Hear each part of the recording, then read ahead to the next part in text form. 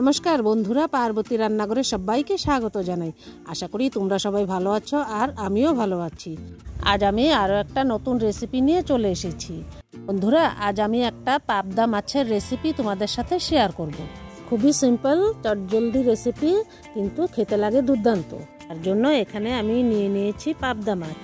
বড় বড় সাইজের আধা কেজি পাবদা মাছ নিয়ে নিয়েছি। মাছগুলোকে আমি কেটে ধুয়ে পরিষ্কার করে নুন হলুদ মেখে রেখেছি। এখন আমি একটা পেস্ট বানিয়ে নেব। তার জন্য নিয়ে নিয়েছি একটা মিক্সির বাটি। তার মধ্যে দিয়ে দেব দু রকমের সর্ষে, কালো সর্ষে আর সাদা সর্ষে। একদম শুকনো শুকনো করে গুঁড়ো করে নেব।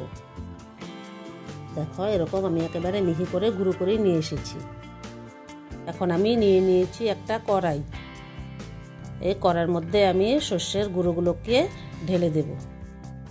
তারপর এখানে আমি কিছুটা কাঁচা লঙ্কা নিয়ে নিয়েছি, কাঁচা পাকা লঙ্কা, সেটাকেও আমি মিক্সিতে পেস্ট করে নিয়ে এসেছি। তারপর পেস্টটাকে আমি সর্ষের গুঁড়োর মধ্যে মিলিয়ে দিয়েছি আর মিক্সির বাটিটা একটু ধুয়ে জল দিয়ে দিয়েছি। এখন ভালো মতো মিশিয়ে নেব।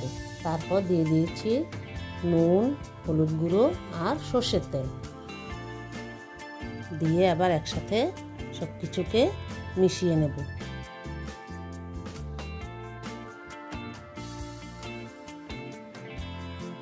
এখন দিয়ে দিয়েছি 1 চিমটি চিনি। চিনিটাকে মশলার মধ্যে মিশিয়ে দেব। তারপর আমি মশলার মধ্যে মাছগুলোকে এক এক করে সাজিয়ে দিচ্ছি। এখন হাত দিয়ে আমি মাছগুলোকে মশলার মধ্যে মাখিয়ে নেব।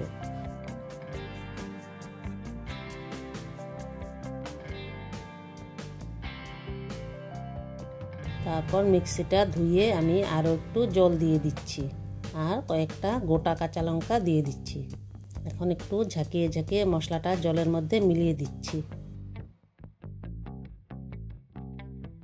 এখন গ্যাস জ্বালিয়ে আমি কড়াইটাকে গ্যাসের মধ্যে বসিয়ে দিয়েছি আর ঢাকা দিয়ে দেব। এখন আমি আঁচটাকে বাড়িয়ে 5 মিনিটের মতো সেদ্ধ করে নেব। তারপর আবার আঁচটাকে কমিয়ে দেব।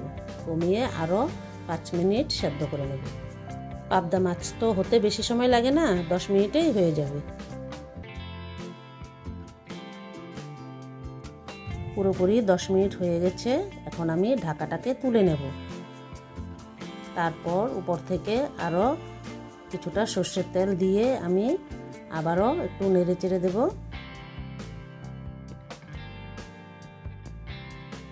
তারপর আবার ঢেকে গ্যাসটাকে অফ করে আমি কিছু সময় রেখে দেব। বন্ধুরা, তোমরা অনেক মাছেরই তো ভাপা খেয়েছো, একবার এরকম পাবদা মাছের ভাপা করে খেয়ে দেখো।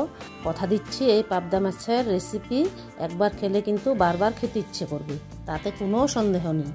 এখন ঢাকা তুলে নামিয়ে গরম গরম ভাতের সাথে পরিবেশন করে দেব পাবদা মাছের ভাপা। তাহলে বন্ধুরা, তোমরাও বাড়িতে ঝটপট বানিয়ে ফেলো এই সহজ ও দুর্দান্ত স্বাদের পাবদা মাছের রেসিপি। আর রেসিপিটা কেমন লেগেছে আমাকে কমেন্টে নিশ্চয়ই জানিও।